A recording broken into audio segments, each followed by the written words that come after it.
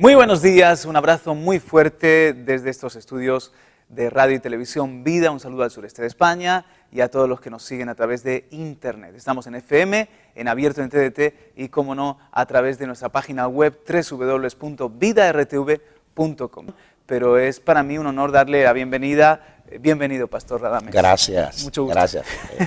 Es un gozo muy grande estar aquí con ustedes. Para nosotros también. Los amados de la audiencia. Son muy amados. Siempre estamos orando por vosotros. Amén. Gracias, Pastor.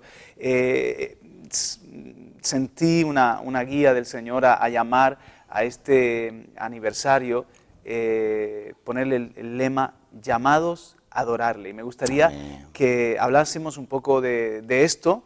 Pero bueno, para ustedes saben, como una referencia, un poco de contexto en la entrevista, el siervo de Dios Juan Radamés Fernández está pastoreando la Iglesia del Amanecer de la Esperanza en Bronx, Nueva York, y otras iglesias que también son parte del ministerio, y ya muchos años sirviéndole al Señor. Amén. Pues, ¿cuántos años? Bueno, sirviendo al Señor 44 años. Wow. Casi medio siglo. Pero en el ministerio 35 o más. Tremendo. Así que un ministerio que respetamos y que para nosotros nos nutre, nos alimenta, pero que está lleno de piedad, de devoción, que nos inspira a adorar a Dios. Y por eso el tema que queremos tratar hoy, pues la verdad es que a los dos nos apasiona. Amén, amén. El ser adoradores. ¿Y crees que en este tiempo uno de los grandes llamados es ese, al pueblo de Dios en general, a adorar al Señor? Creo que es el propósito de Dios siempre. De hecho, Dios, cuando se revela en el Antiguo Testamento, se revela para enseñarnos a adorarle. Él se distingue entre los dioses en la antigüedad. El sistema levítico del Antiguo Testamento, esas ceremonias y ritos que a veces nosotros leemos y menospreciamos y pasamos por alto y no le damos la importancia, ahí se revela Dios en esos tipos, de lo que Pablo llama sombra de lo que ha de venir, o sea, en el cumplimiento en Cristo, en la nueva dispensación de la gracia. Cada día Dios nos enseña más. A veces predicamos acerca de esos ritos y exponemos con claridad y con exactitud y aún correctamente trazamos la palabra, pero pasamos por alto la intención de Dios, el propósito que es revelarse cómo se le adora, cómo se le debe adorar. Y en el Nuevo Testamento Cristo vino y cumplió todos esos tipos. Ajá. Él es el antitipo, Él es el cumplimiento de todo el Antiguo Testamento. La ley y los profetas hablaron acerca de Él. En Cristo Jesús podemos entender en plenitud, como dijo el Señor, profetas y reyes quisieron conocer y ver las cosas que ustedes están viendo. Y no fue así, ellos no vieron eso. Ellos administraron esas cosas para nosotros. Tristemente, y lo digo así, me incluyo yo, nosotros no hemos entendido a Dios en el aspecto de la adoración.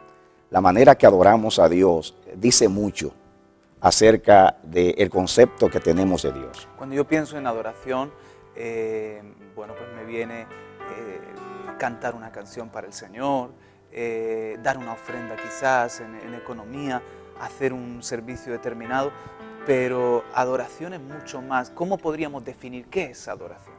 Bueno, es muy importante esa pregunta, pastor, porque es bueno entender lo que es adoración. Para nosotros hemos limitado el concepto bíblico de adoración a cantar. Y cantar es simplemente un medio de adoración. La Biblia define ofrenda como una dádiva de tributo a Dios. Todo lo que tribute gloria a Dios es una ofrenda. Me gusta esa definición porque así se define la palabra, o una de las palabras hebreas que se usa, se traduce a nuestro idioma como ofrenda. Es una dádiva de tributo a Dios. Así que yo entiendo que todo lo que hacemos en nuestro servicio al Dios verdadero, a quien adoramos, es adoración. Es adoración cuando oramos, cuando nos humillamos. Es adoración cuando le servimos, cuando predicamos, cuando le obedecemos, cuando nos relacionamos de acuerdo a cómo se ha revelado y de acuerdo a cómo es la voluntad que nosotros nos tratemos como hermanos en el cuerpo. Todo eso es adoración, el testimonio que damos, la manera que los representamos delante de los demás. La adoración La adoración no es un acto que hacemos cuando vamos a un lugar de adoración. La adoración es una actitud del corazón que está constantemente en nosotros. Yo siempre digo que se necesita más tiempo para preparar una ofrenda que para dedicársela a Dios. Ajá. Jesús duró 33 años preparando una ofrenda para luego presentárselo, dedicársela a Dios en 6 horas en la cruz del Calvario, que es una ofrenda de justicia. A Dios lo que más le importa es lo que hacemos antes de adorar en nuestra vida diaria, porque nuestra vida en sí es nuestra adoración. Me gusta lo que dice el Salmo. El Salmo dice, de acuerdo a tu nombre es tu loor, oh Dios. O sea que de acuerdo a lo que es Dios, así debe ser la adoración. Yo concluyo que la manera como tratamos a Dios, la manera que adoramos a Dios, revela quién es Dios para nosotros. Qué concepto tenemos de Dios y cuánta deferencia y respeto y honra le damos al nombre de Dios. Así que nuestra adoración es el lenguaje, nuestro lenguaje en nuestra relación con Dios. ¿Sabe? Perdóneme que diga esto, pero en mi meditación, en lo que Dios me revela acerca de la adoración viene siendo como la intimidad en el matrimonio. Es la máxima expresión. De hecho, Dios compara a su pueblo siempre con la esposa y él con el esposo. Se usa ese lenguaje. Entonces, ahí está la intimidad. No solamente la intimidad en el hecho, sino la intimidad en el trato de Dios, el respeto a Dios, el amor a Dios. Esa relación estrecha. Esa relación estrecha. Y Dios se ha revelado mucho. Los profetas en Israel tenían iluminación, tenían claridad en cuanto a la adoración, que era la preferencia de Dios en la adoración. Tristemente, en el caso de Israel se concentró en los ritos, en las ceremonias, en la forma del culto y no en la esencia del culto. Pero el mandamiento mayor, donde depende toda la ley y los profetas, es: oye Israel, el Señor tu Dios, el Señor uno es. Amarás al Señor tu Dios con todo tu corazón, con toda tu mente, con toda tu fuerza y con toda tu alma. Mira los absolutos, todo, porque Dios es todo. Y en nuestra manera diaria de amar a Dios, de temer a Dios, se revela cuánto amamos a Dios, cuánto respetamos a Dios y si Él es el objeto de nuestra adoración. Si alguien nos está escuchando y quizás no conoce al Señor como nosotros, puede decir, oye, ¿por qué Dios, si lo tiene todo, pide adoración? ¿Qué Dios egoísta es ese? ¿Que es como Zeus, como los dioses de las diferentes religiones, también el Dios de los cristianos? Sí, yo creo que es una manera de darle tributo a la suprema persona de Dios. Bueno, vamos a ir de lo conocido a lo desconocido. Nosotros aquí en España conocemos lo que es una monarquía, aunque el trato a la monarquía ha cambiado con los años, el sistema democrático, después de la Revolución Francesa, todo ha cambiado. Pero en la antigüedad, nosotros sabemos el honor, la honra, la deferencia que se le daba a los reyes. Su voluntad era absoluta, reinaba el absolutismo. Por ejemplo, cuando Dios a mí me reveló la verdad de su reino, de la vida del reino, yo tenía muchos años sirviendo al Señor, incluso yo era ministro. Ajá. Y Dios trató conmigo y me enseñó lo que es la vida del reino. Algo muy interesante, porque yo había pasado por un seminario, pues había sido instruido en la teología, en el conocimiento bíblico, y ahora viene Dios a tratarme de enseñar, porque yo lloraba a Dios diciéndole: Señor, yo quiero servirte en espíritu y de verdad, yo quiero servirte como tú quieres en realidad, por favor ayúdame. Cuando yo comencé en la vida del espíritu, entonces el Señor un día me dio una tremenda enseñanza de humildad. Me dijo: ¿tú quieres en verdad que yo te enseñe? Y yo digo: sí, estoy dispuesto a pagar el precio. Dice: ¿de verdad tú quieres pagar el precio? Le dije que sí, como hizo Jacobo y Juan, ¿no? Sin saber a lo que me exponía. Sí. Entonces el Señor me dijo: ¿estás tú dispuesto a renunciar a conceptos doctrinales, teológicos, de los cuales tú estás muy convencido, para aprender de mí? Y yo llorando dije: sí, Señor, estoy dispuesto. Entonces el Señor me dice, ¿estás tú dispuesto también a pagar el precio, a renunciar a muchas cosas? Usó esa expresión, ¿quieres cambiar? ¿Estás dispuesto a cambiar tu maleta teológica? Porque tú llevas mucho en tu maleta, en tus viajes, en tus andanzas. Y yo dije, claro que sí, Señor. Y yo no sabía a qué me exponía, pero yo bendigo a Dios por ese día y de ese día en adelante, cómo Dios me reveló la naturaleza de su reino, el espíritu de su persona, su corazón en realidad. Y me dio una enseñanza, una lección de humildad, porque me dijo, ok, vamos a comenzar.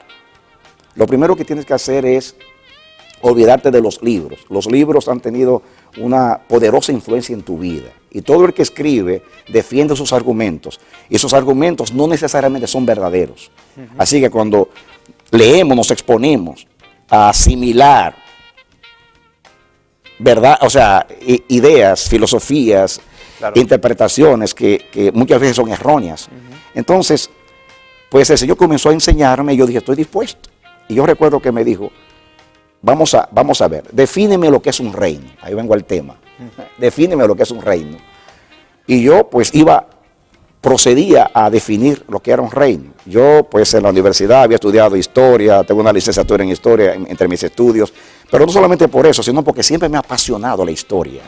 Yo cuando era niño me metía a la biblioteca de mi pueblo y tomaba los tomos de historia y los leía, o sea, me apasiona la historia. Entonces, Dios me pregunta a mí, dime lo que es un reino. Y cuando procedía a definir, Dios me dijo, no, detente, búscate un diccionario. Yo dije, no lo necesito, búscate un diccionario. Y yo recuerdo que estaba de mudanza y yo no tenía un diccionario accesible. Y lo único que conseguí uno de mano, justamente, usaste la palabra mano. Usé uno de mano, de bolsillo, y yo dije, aquí no debe estar la palabra reino, porque tenía apenas unas 100 páginas o 200, o qué sé yo, era pequeña. Y yo tomé y busqué la palabra reino. Y había una definición muy escueta, muy precisa. Sintetizada. Sí, muy un síntesis. Y decía, reino, recuerdo como ahora, territorio gobernado por un rey. Territorio gobernado por un rey. Parece que Dios preparó todo, aún el momento preciso para hacerme entender. Y yo vi aquello tan interesante porque era una definición precisa, exacta, sin abundar en palabras. Y me dice Dios, exactamente. Ahora, vamos a aplicar esto. Tú conoces el imperio, o sea, la historia de los imperios. Yo conocía los faraones de Egipto, especialmente los más famosos de la dinastía 18. Conocía a los reyes de Persia, de Grecia, de Roma, porque bueno, esa es mi pasión. Entonces ahora viene Dios y me pone a aplicar eso. Me dice, ven, en el reino de Egipto, ¿cómo tú aplicas esa definición? Y yo, bueno, en el reino de Egipto diríamos que el territorio de Egipto, bueno, el imperio, ese es el territorio y el rey es el faraón. Dice, muy bien. Y después que así me llevó por todos los imperios, me dice, ahora aplica eso a mi reino. Me dice, ¿cuál es mi territorio, mi reino? Y yo dije, bueno, el cielo, la tierra, lo visible y lo invisible. Y dice, muy bien. Entonces me dice Dios, ¿y quién es el rey? Y yo, tú eres el rey. ¿Sabes lo que Dios me enseñó? Dios me dijo, si yo me hubiera revelado en este tiempo, ustedes no me hubieran entendido. Porque donde reina la democracia, yo no soy demócrata.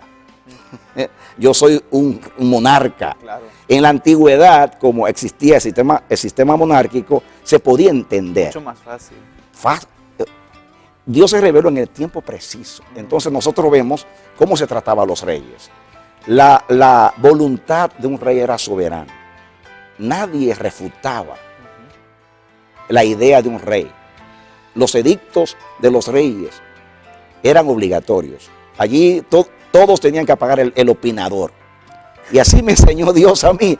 Me dijo, así es en el cielo. Mi reino es monárquico, absolutista. Mi voluntad es la ley. Y yo entendí. De hecho, varias veces se le llama a Dios déspotes, con el término déspotes, que de ahí viene la palabra déspota, claro, que tiene esa connotación peyorativa, pero que nos habla de esa autoridad total de Dios. Bueno, entonces de ahí viene el trato que se daba a los reyes. Antiguamente podemos entender el trato a Dios, por lo menos ir de lo conocido a lo desconocido. Y entonces yo entendí el trato a Dios. Si nosotros entendemos quién es Dios, es nuestro creador, es nuestro sustentador. Cuando nos extraviamos y lo traicionamos, porque como nuestros padres, Adán y Eva, le creímos más a una serpiente, al diablo, que a Dios, y fue alta traición, el Señor envió a su Hijo para salvarnos. El Señor tiene todos los atributos de la divinidad, por lo que Él es el autoexistente, el único que tiene vida en sí mismo, el que da vida, el que sustenta todas las cosas con la palabra de su poder. Cuando vemos su alteza, su grandeza, todo lo que es Dios, Dios produce en nosotros un deseo de adorar. Es un impulso. Bueno, lo podemos ilustrar de esta manera. Ahora me ilumina el Espíritu. Todos los profetas y las personas que recibieron revelación de la gloria de Dios, digo así, de la semejanza de su gloria, usando las palabras del profeta Ezequiel, todos cayeron a los pies. Isaías dijo: ay de mí que soy muerto, porque soy un hombre inmundo de labios, y habitando en un pueblo inmundo de labios, han visto mis ojos al Rey Jehová de los ejércitos. Daniel y Juan cayeron como muertos a sus pies. Pedro dijo: apártate de mí, Señor, que soy un hombre pecador.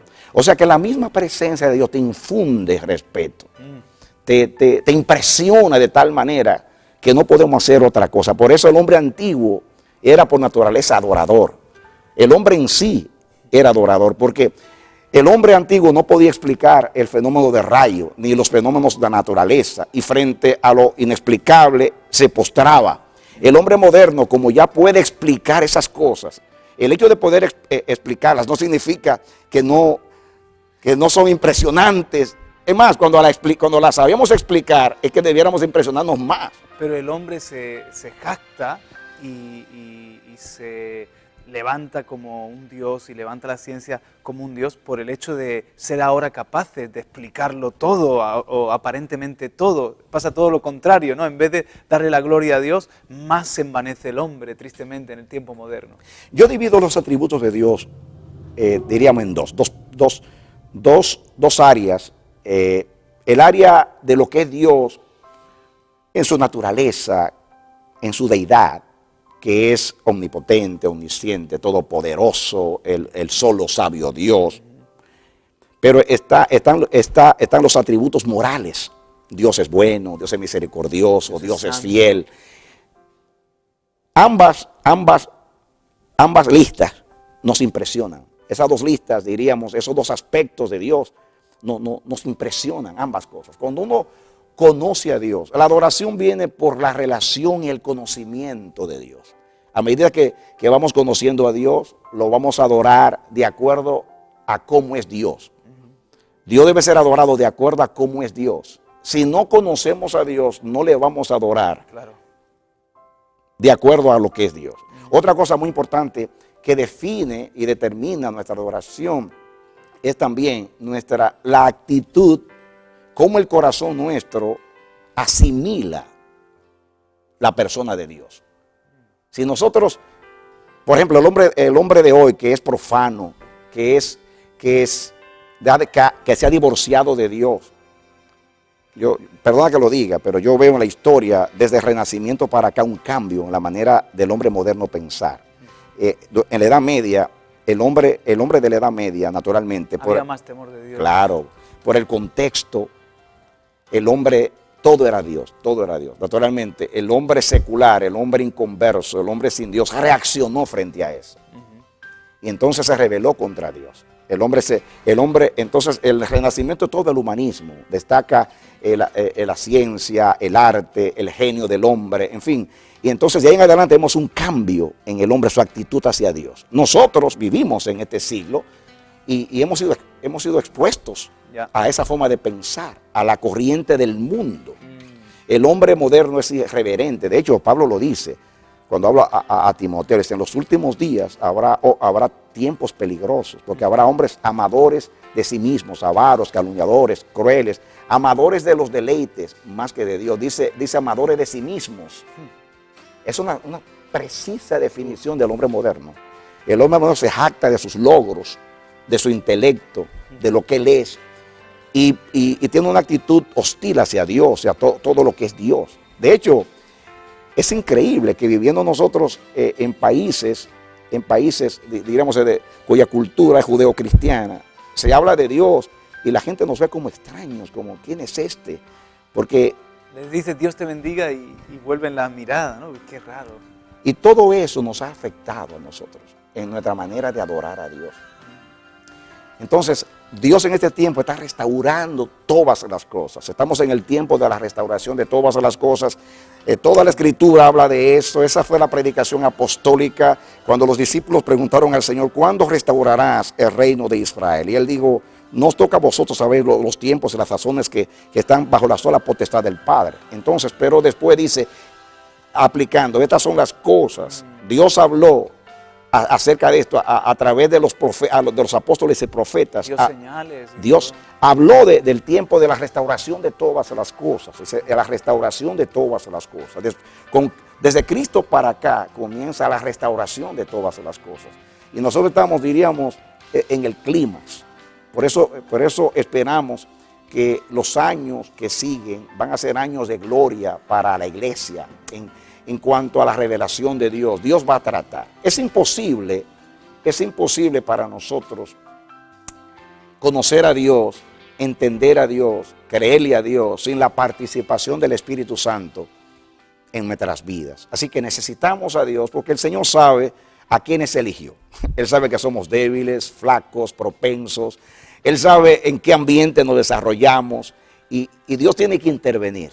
Por eso creo que hay que vivir siempre humillados bajo la poderosa mano de Dios. Pero hablando de la adoración, a mí me preocupa mucho, no sé, Dios me ha puesto mucha carga en mí acerca de la adoración, porque lo digo con mucha tristeza y no me excluyo, yo me incluyo, hablo de la iglesia en general. Sí, Señor.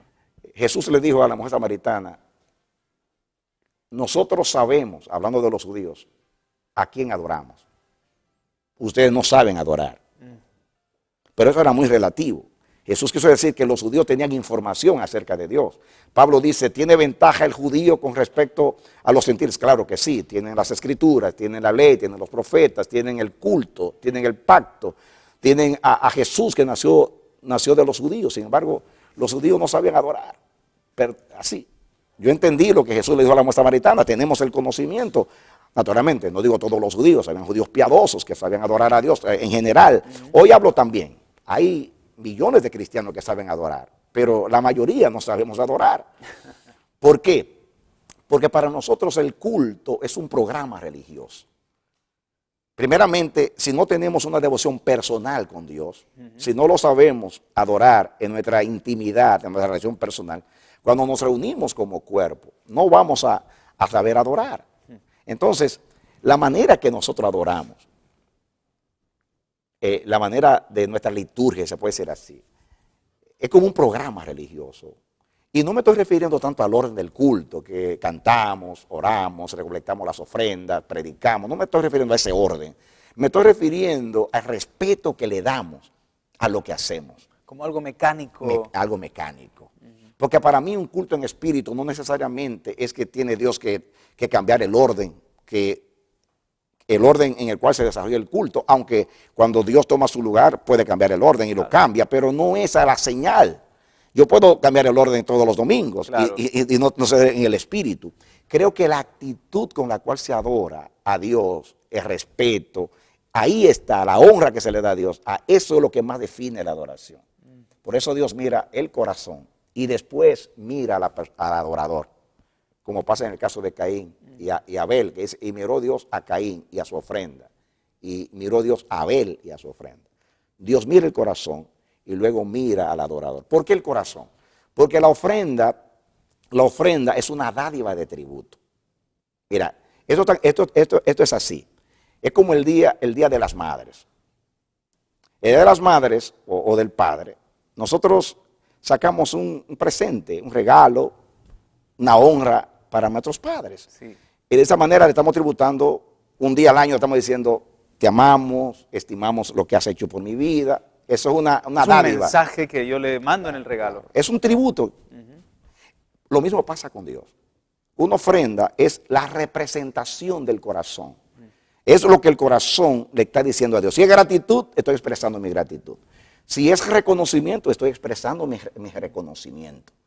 Entonces, de acuerdo al respeto, al amor, a la impresión que tú tengas de la manera como Dios ha tratado contigo, quién es Dios para ti, Claro. así va a ser tu expresión. A veces va a haber lágrimas en tus ojos, va a haber humillación, va a haber gozo, expresión de gozo, de alegría, porque tú te sientes así con tu Dios, por la manera como Dios te ha tratado. Pero para Dios es muy, muy importante el corazón, porque es una representación del corazón.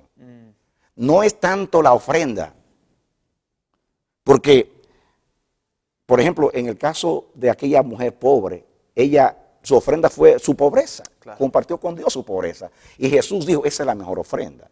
No estoy hablando ahora de la cantidad, porque es otro error hoy, es que como hay un mercantilismo en la adoración y todo el dinero, se cree que el dinero es adoración solamente. Claro. Y entonces se le felicita y se le exalta al que trae mucho y se menosprecia al que trae poco. No estoy hablando de eso. Dios no mira las cosas de esa manera, porque cada uno da de acuerdo a lo que tiene y de acuerdo a la medida de su amor y de su expresión. Una vez, por ejemplo, yo leí algo que me impresionó mucho. Una pareja de jóvenes que no eran casados viajaron a Hawái. Entonces, la joven estaba ansiosa de que el joven se casara con ella. Compartían como pareja, pero no eran casados. Entonces, él aprovechó el viaje. Ya en el penúltimo día, él le dice a ella, ¿te quieres casar conmigo? Y se le declara. Y le invita a casarse con él. Ella se impresiona y piensa que le está bromeando y dice, no, estoy en serio. Dice, bueno, claro que sí, yo he esperado esto toda mi vida. Entonces él le dice, vamos a casarnos. Y fueron delante de un juez. Entonces normalmente ya había gastado todo el dinero que tenía y no tenía para comprarle el anillo. Entonces él lo que hizo fue que tomó el sello de una Coca-Cola, el sellito lo quitó, abrió la Coca-Cola, sacó el sellito y se lo puso en el dedo.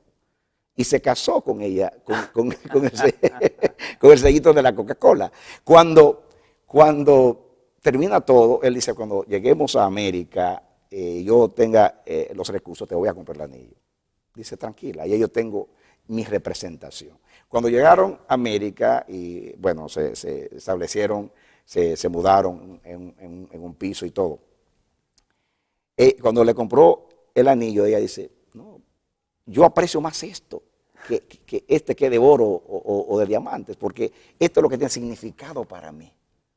O sea, eso es una ofrenda. No es cuánto cuesta, es cuánto quiere expresar, cuánto significa. Eso es una ofrenda. Yo lo viví en mi vida personal. Dios me enseñó algo muy, muy interesante y sería muy bueno compartirlo. Siento compartir esto. Aguántalo para después de una pausa, una pequeñita está bien, pausa. Claro que sí. Y ahí continuamos con Esto esa es muy interesante, anécdota. lo voy a compartir con la audiencia. Por favor. Pues no se vayan, seguimos aquí en Televisión Vida, en Radio Vida, entrevistando al pastor Juan Radamés Fernández y hablando de este llamado que Dios hace a adorarle. Hasta ahora mismo.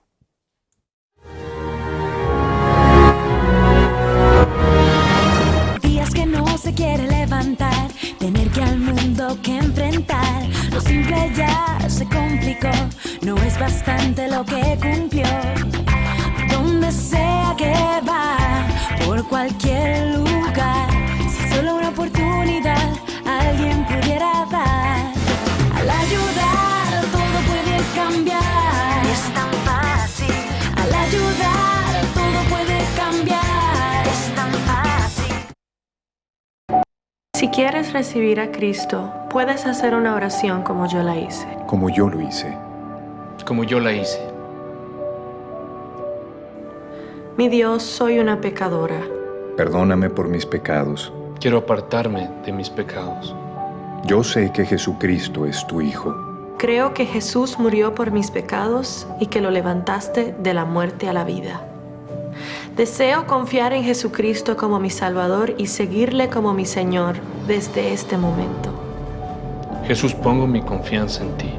Y te entrego toda mi vida. Por favor, ven a mi vida. Lléname con tu espíritu. Te lo pido en el nombre de Jesús. Amén. Amén. Amén.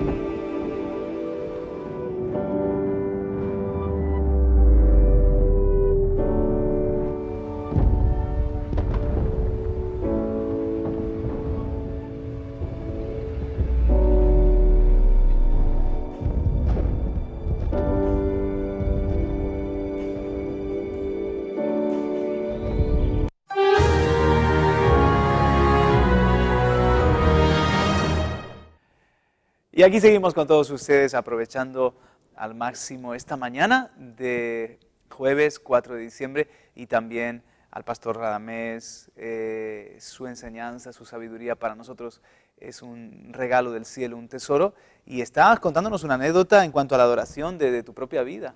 Sí, decía que la adoración es una actitud del corazón, que Dios mira el corazón. Si nosotros hemos asimilado quién es Dios en la revelación, vamos a decir si hemos nacido de nuevo. Cuando Dios hizo el nuevo pacto a Israel, dice a través del profeta Jeremías: he aquí vienen días, dice el Señor Jehová, en los cuales haré nuevo pacto con la casa de Israel. No como el pacto que hice con vuestros padres el día que los tomé de la mano para sacarlos de la tierra de Egipto, porque ellos invalidaron mi pacto. He aquí el pacto que hago con la casa de Israel después de aquellos días, dice el Señor. Dice, pondré mis leyes en su corazón. Dice, le daré, o sea, a Israel, un corazón nuevo, y le daré un espíritu nuevo, y pondré mi temor en ellos, y pondré mis leyes en sus corazones. Y nadie va a decir al otro, conoce al Señor. Pues todos me conocerán. Wow. Nosotros estamos viviendo en ese tiempo. O sea, en otras palabras, para nosotros conocer a Dios, entender a Dios y adorar a Dios en espíritu y verdad como debe ser, necesitamos tener un corazón nuevo. Pero en el caso de nosotros los cristianos, ya hemos nacido de nuevo, ya tenemos el corazón. Pero el problema no es con el espíritu siempre está presto, el espíritu siempre adora a Dios. El problema es el alma. El alma es la parte adánica de nosotros.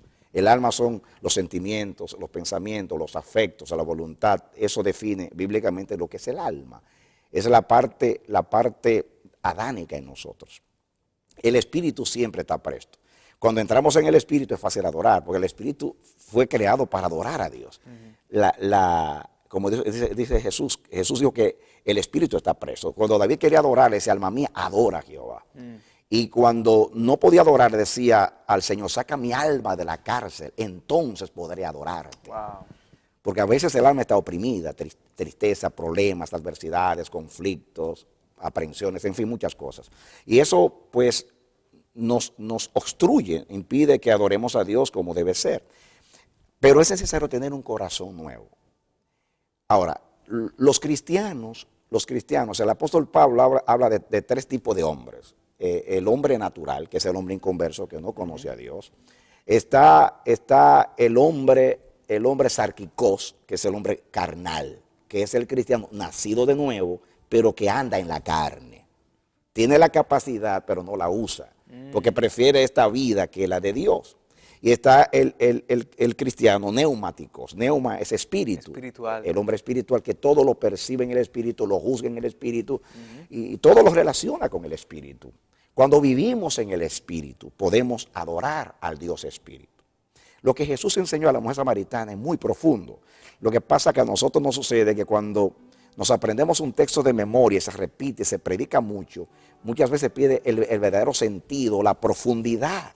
Y cuando se nos habla de ese texto, pensamos, ya yo me sé eso, pero... Lo damos por conocido, pero todo lo que hay ahí quizás lo estamos ignorando. Y en realidad no lo sabemos. Eso que Jesús dijo, los verdaderos adoradores adoran al Padre en espíritu y verdad. Espíritu para mí es con la naturaleza de Dios, con el corazón de Dios, con la actitud de Dios, con el verdadero respeto hacia Dios, temor a Dios, con la piedad. La palabra piedad define mucho, porque la palabra piedad es justamente eso. En el concepto griego de piedad era muy amplio, era el deber nuestro para con los dioses. Así definían los filósofos griegos la piedad, Platón y los demás. Era la actitud hacia los dioses, lo que debemos darle a los dioses que ellos se merecen, el derecho de los dioses. Cuando Pablo toma el concepto de eusebia, piedad, él lo espiritualiza y lo lleva al plano bíblico de la revelación. Entonces, el que entiende ese concepto que Pablo tanto habla Pablo habla de el conocimiento según la piedad, y Pablo habla tanto de la piedad. Y la piedad es una actitud del corazón. Es como una honra para Dios. Sí. Cuando vivimos en el Espíritu y nos hemos desarrollado en el Espíritu y hemos madurado, porque la madurez se mide. Yo digo que la madurez es la distancia entre el yo y Dios. Cuán cerca esté el yo de Dios, eso define cuán maduro yo soy. Si el yo está más cerca de mi persona, o sea, entonces yo soy maduro.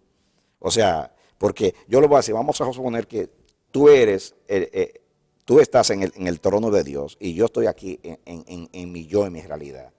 Depende cuánto mi yo se acerque a Dios. Si mi yo está hacia mí y no sale de mí, soy inmaduro. Pero si mi yo va hacia Dios, hasta que llega a Dios, y yo estoy muerto, como dice Pablo, no vivo ya yo, más vive Cristo en mí. Amén. Y lo que ahora vivo en la carne, o sea, en esta dimensión de vida, lo vivo para Dios. Muy bien. Entonces es muy importante el vivir en el Espíritu, en el caso de los cristianos, nacidos de nuevo. Pero aunque usted haya nacido de nuevo, siempre tiene que haber una actitud. Se aprende a adorar, como se aprende el temor a Dios. Jesús aprendió el temor a Dios. Y la obediencia la aprendió. Wow. Y él era perfecto, pero lo aprendió en este mundo como hombre. Entonces, para Dios es muy importante la actitud del corazón. Dios mira más bien el corazón que la ofrenda. Los verdaderos adoradores adoran en espíritu, y eso es no solo la nueva naturaleza, el hombre nuevo, sino también todo lo que tiene que ver con mi actitud, con mi corazón, con mi disposición hacia Dios. Y en verdad, ¿qué sería? En verdad significa que sea genuino, auténtico, que haya integridad, que no haya falsedad. No es simplemente estar correcto bíblicamente o teológicamente, que muchos piensan así, pero no, es como dice el Salmo, ¿quién subirá al monte de Jehová? ¿Y quién estará en el lugar de su santidad? El limpio de mano y el puro de corazón. El limpio de mano o el limpio de manos. El salmista está aludiendo a la práctica de los sacerdotes cuando entraban al santuario después de ofrecer el sacrificio en el altar de bronce, que pasaban al lavacro y se lavaban las manos y los pies para poder entrar a ministrar, encendiendo las luces, poniendo los panes y quemando el incienso, que era su trabajo en el lugar santo. Entonces ellos se lavaban las manos. Por eso el apóstol dice el apóstol que levantar manos santas. Manos santas. Y el salmista decía con manos inocentes. significa manos limpias, sin engaño, sin mentira, sin iniquidad, con pureza de corazón. Porque Dios exige que le adoremos tal como Él es. En otras palabras, oye este pensamiento. Tal como es el pensamiento de Dios, así es Dios. Dios no cambia, en Él no hay sombra de variedad. Él es el mismo ayer, hoy, por los siglos. Cuando le adoramos a Dios de acuerdo a lo que es Dios, nuestra ofrenda se acepta delante de Dios. Por ejemplo, si la adoramos en sinceridad, le agradamos porque Dios es sincero. Si la adoramos en integridad, Dios acepta la adoración porque Dios es íntegro. En los íntegros es hermosa la alabanza. Claro. Si nosotros le adoramos en verdad, entonces le agradamos porque Dios es verdad. Si nosotros le adoramos en justicia, le agradamos porque Dios es justo.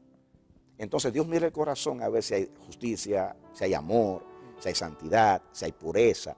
Es lo que le importa a Dios. Dios no le importa tanto el contenido de la ofrenda como la intención de la ofrenda.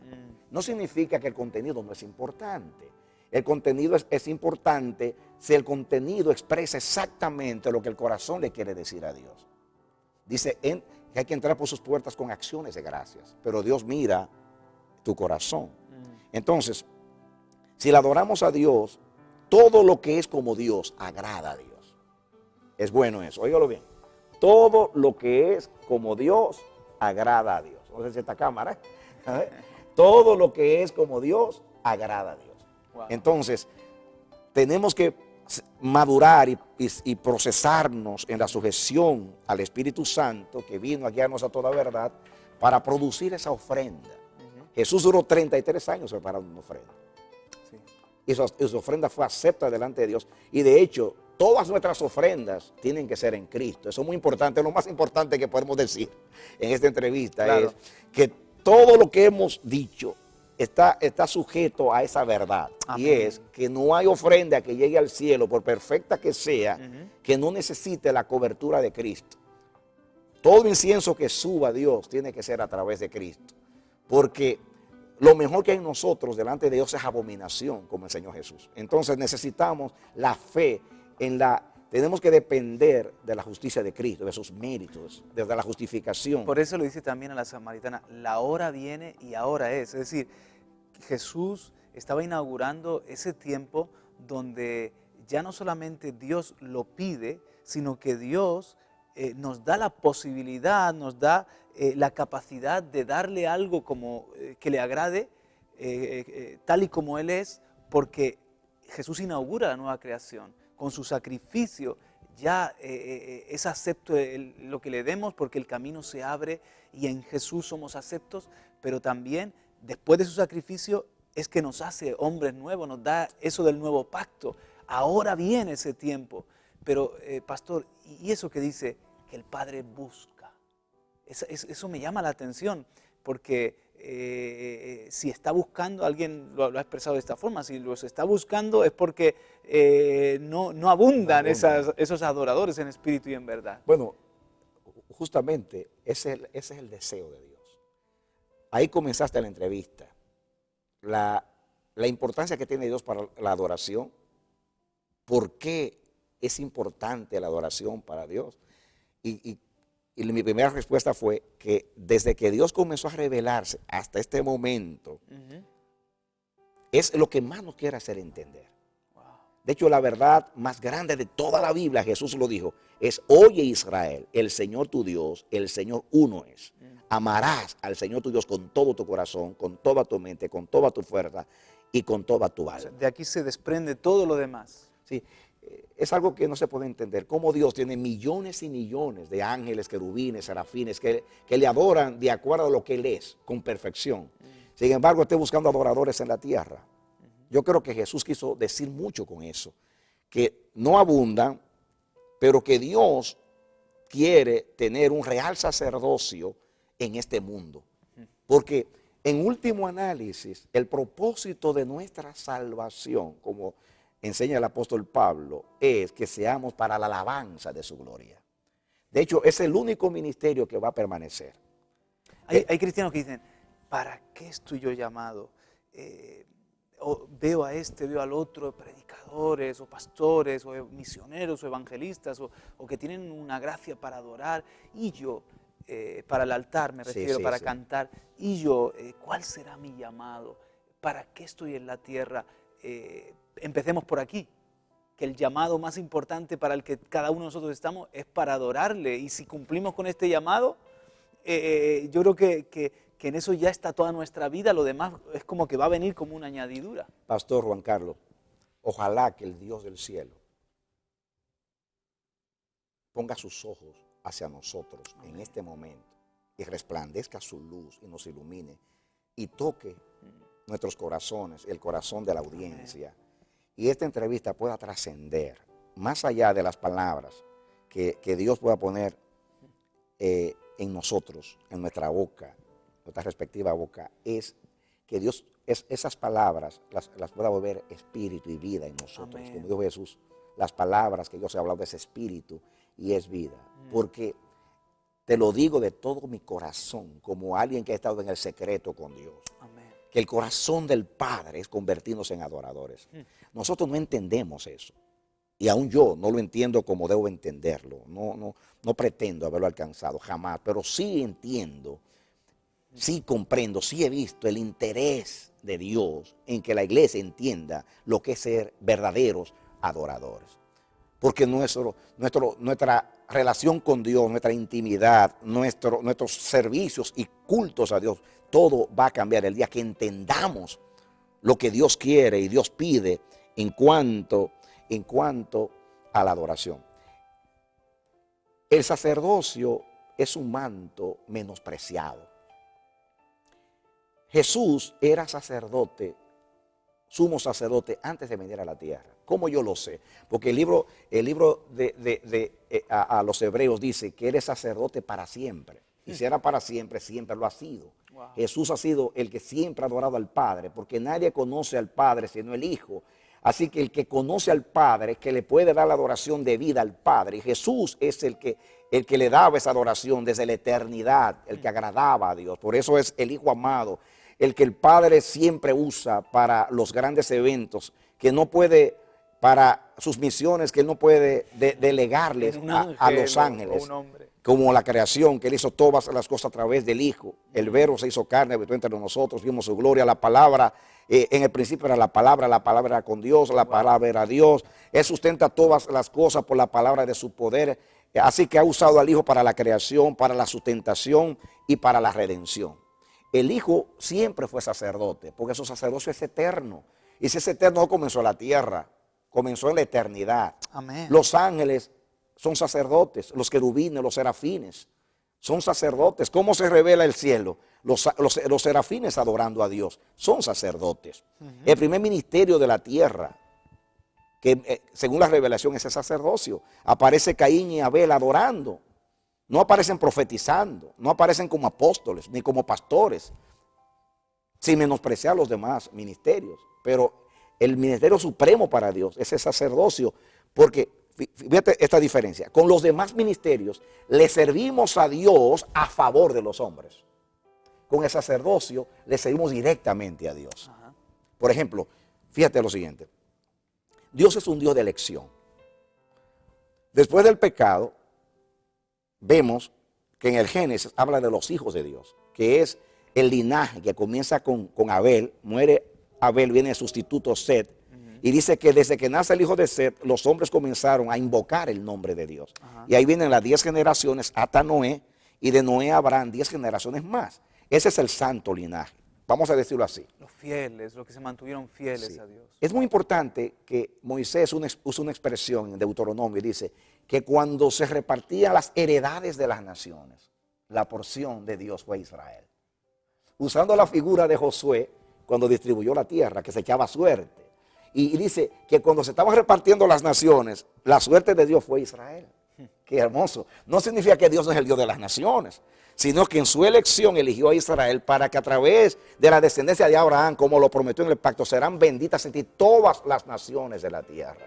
Dios no eligió a Israel para rechazar o excluir a las demás naciones, todo lo contrario, para a través de Israel darse a conocer y luego alcanzar a las naciones. Y eso se logra a través de Cristo. Muy bien. Esto funciona así. De todas las naciones elige a Israel. De Israel, que eran 12 tribus, elige una tribu para él, la tribu de Leví. Y de la tribu de Leví elige una familia, la familia de Aarón. Sí, Señor. Pero fíjate, todo Israel le sirve a Dios. Pero ¿cómo le sirve a Dios? Le sirve a Dios obedeciendo a Dios, temiendo a Dios, representando a Dios y adorando a Dios. Pero adorándole, diríamos así, fuera del santuario. Los levitas trabajaban directamente en los asuntos privados de Dios. Ellos ministraban el culto, las ofrendas a Dios. Ellos solamente podían entrar a llevar las ofrendas del pueblo. Como dije, hacían los sacrificios, pasaban por el lavacro, encendían las luces, ponían los panes, quemaban el incienso. El caso del sumo sacerdote entraba una vez al año. Ellos fueron elegidos para ministrar lo que tenía que ver con Dios. Lo voy a poner de esta manera. Hay una palabra de Isaías de consolación para los eunucos. En Israel los eunucos no tenían entrada, no podían entrar porque eran castrados. No podían entrar a la congregación de Israel. Y Dios dice a los eunucos a través de Isaías, dice, les daré un nombre mejor que el de hijos e hijas. Nombre perpetuo les daré que nunca perecerá. Si ustedes me obedecen a mí, dice Dios a los eunucos, yo les voy a dar un nombre mejor que el de hijos e hijas. Aún mejor que ellos. Wow. Entonces, Jesús habló de los eunucos. Que hay eunucos que nacen eunucos. Y hay eunucos que son obligados por los hombres a ser eunucos. Y hay eunucos que son eunucos por causa del reino de Dios. Voy a hablar de ellos. Eunucos que voluntariamente se hacen eunucos por el reino de Dios. ¿Quién es un eunuco? Un eunuco es un administrador del lecho del rey. Eran los que guardaban el lecho real. Por eso eran castrados, porque los eunucos bañaban a la reina o a las mujeres del rey, las perfumaban, las vestían, y se hablaba en singular a la reina. Era el que cuidaba a la reina y se la presentaba para, como habla el libro de Esther. Presentaban a la reina para llevársela al rey. Ellos cuidaban las intimidades del rey. El lecho, la reina, los asuntos, digamos, los aposentos del rey. Cuando había un banquete en el reino, por ejemplo, venían los embajadores como Asuero, que invitó a los embajadores de todas las provincias. Ahí venían los cancilleres, venían ahí todas las personas que estaban en eminencia en el reino, venían a esas fiestas, pero los eunucos no estaban allí. Cualquiera puede mirar con menosprecio a los eunucos porque no eran invitados a los festejos. Podemos, si comparamos a los eunucos con el resto de los siervos del rey que servían al imperio en los asuntos reales, lo vamos a ver como, lo vamos a menospreciar como que eran marginados porque no estaban en las celebraciones. Entonces ahí viene justamente el sentido de lo que estoy diciendo. ¿Qué es más importante? ¿Servir a los asuntos del rey o servir directamente al mismo rey? Al mismo rey. Y eso es lo que pasa con los ministerios. El apostolado, la profecía, el evangelismo, el ministerio pastoral y los demás ministerios sirven a los asuntos del rey. El sacerdote sirve al rey, a la intimidad del rey, a los asuntos del rey. ¿Podemos ver la diferencia? Sí. Cuando Jesús dijo, hablando de Juan, que saliste a ver al desierto, un hombre con vestiduras delicadas. Jesús dijo, los que tienen, lo que visten las vestiduras delicadas en la casa de los reyes están. Pero este tiene una vestidura de desierto. Este no es una caña que se dobla. Este es un hombre formado en el desierto. Y como en el desierto lo que hay es privación, necesidad. Por eso Dios cuando quiere tratar con nosotros nos lleva al desierto y nos habla el corazón. Porque en el desierto Dios nos enseña lo que supuestamente debíamos haber aprendido y no aprendimos. Y nos lleva de nuevo al desierto a aprender. Porque en el desierto tenemos que depender de Dios. No hay comida, no hay alimento, no hay comodidad, hay peligro. Entonces ahí estamos obligados a depender de Dios. Por eso la importancia del desierto. Nadie se escapó del desierto. No está hablando de desierto literal, del trato de Dios. Entonces Juan era un hombre de desierto. Él no andaba como hoy se habla mucho de reino. En el reino somos los reyes, reinamos con Cristo. La Biblia dice que somos reyes y sacerdotes. Pero lo que se enfatiza hoy es el reino. Reino con Cristo, soy victorioso, tengo poder, tengo esto. Y parece que Dios es nuestro secretario, porque lo mandamos con esa autoridad. Y se habla mucho hoy de autoridad espiritual. Decretamos y todo. Sí, pero sí. si pudiéramos tener tiempo para hablar de que no hay. Yo tengo una serie de mensajes que estoy preparando, ya he hablado en algunos mensajes, de las dos varas. La vara de la autoridad, que es del reino, y la vara del sacerdocio. Y me he dado cuenta, en lo que he estudiado, que no se puede usar la vara de la autoridad, o sea, del reino, si yo no soy un sacerdote. Wow. Ninguna persona que no fue sacerdote, adorador, pudo usar bien la vara de la autoridad. Porque Dios siempre compartió la vara de la autoridad. Por ejemplo, Moisés tenía la vara de la autoridad. Pero Aarón tenía la vara del sacerdocio. Pero ellos intercambiaron vara, porque en Egipto Dios le dio la vara del sacerdocio a Aarón. Y Aarón fue el que usó los milagros, no fue Moisés. Fíjate que eso parece que fue un error de Moisés, pero también la soberanía de Dios. Tremendo. La vara de la autoridad la usó el sacerdote. Dios le dice, y el que habló fue el sacerdote. Wow. Era la boca de Moisés. Era la boca de Moisés. Pero si vemos por toda la Biblia, los profetas generalmente eran los que defendían, eran los eunucos allá, eran los que defendían, generalmente eran sacerdotes muchos, y defendían el aspecto de Dios. El rey estaba en los asuntos civiles. Pero pensemos en Samuel. Samuel tenía las dos varas. Era sacerdote y era un juez en Israel, tenía las dos varas. David era rey y sin embargo se puso el efod. Es el único hombre que Dios le permite ponerse un efod y ministrarle a él, cuando en realidad solamente los sacerdotes tenían efod. David tenía las dos varas. Jesús tenía las dos varas. Estaba pensando Salmo 110. Un momento en David, porque al principio estabas hablando de cómo el Antiguo Testamento es una sombra y Dios dejó allí ceremonias, ritos, festividades y bueno, fue muy estricto incluso quiénes debían de oficiarlas.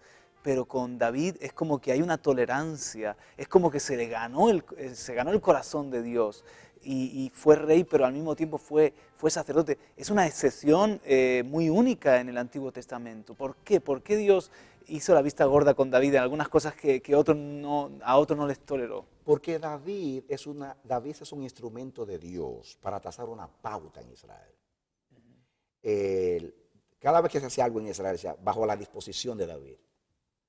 David, fíjate que las dos referencias, cuando se va a poner un ejemplo de lo que es el ideal de Dios o cómo Dios quiere que se le adore, se menciona a Moisés.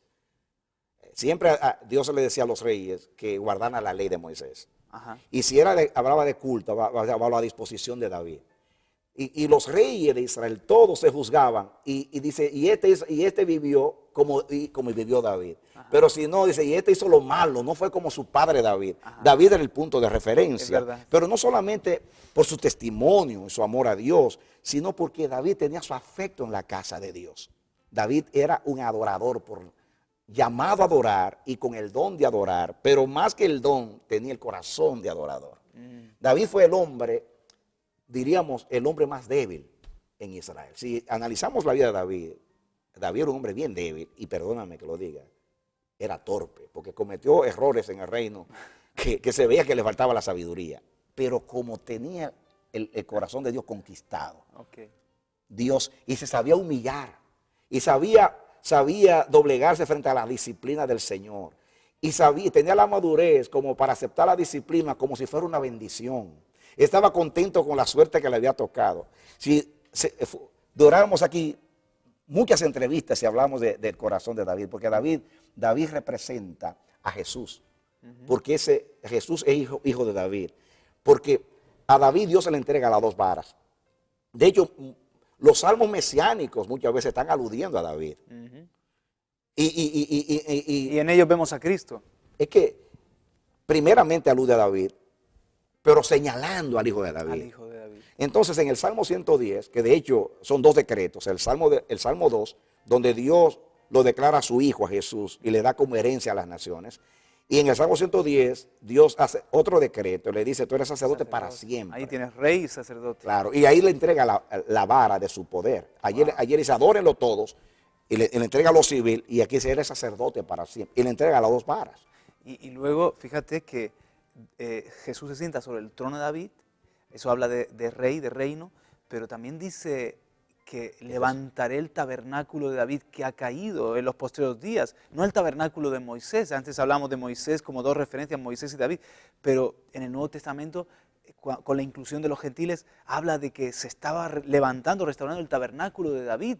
Quizás es una referencia a la adoración a Dios. David es una revelación de Cristo, es un representante tipológico de Cristo, pero a la vez es una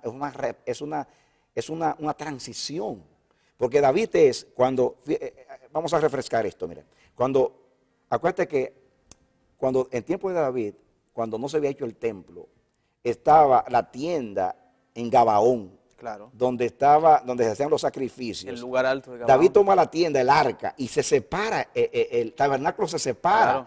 y los sacrificios están en un lugar, y el arca está en otro lugar.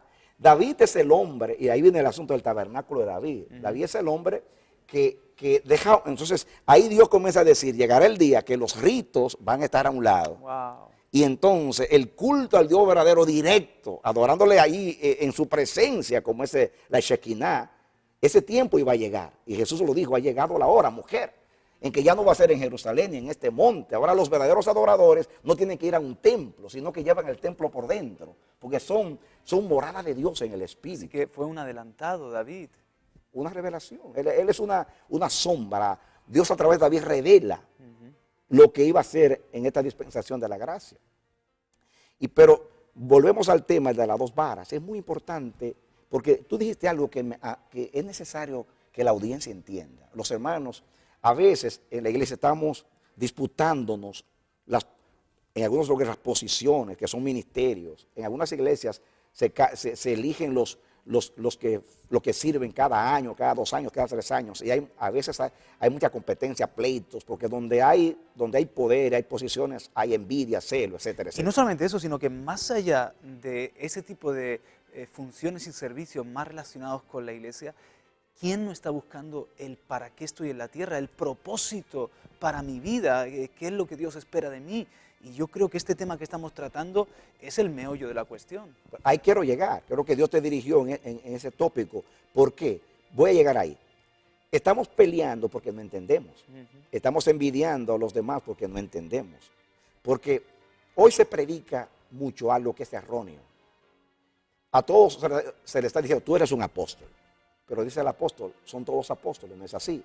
Son todos profetas, no es así. Son todos maestros, no es así. Pero todos son sacerdotes. Sí, todos son sacerdotes. Eso sí, es así. No todos son profetas, no todos son apóstoles, no todos son diáconos, no todos son ancianos, pero Claro. todos son sacerdotes.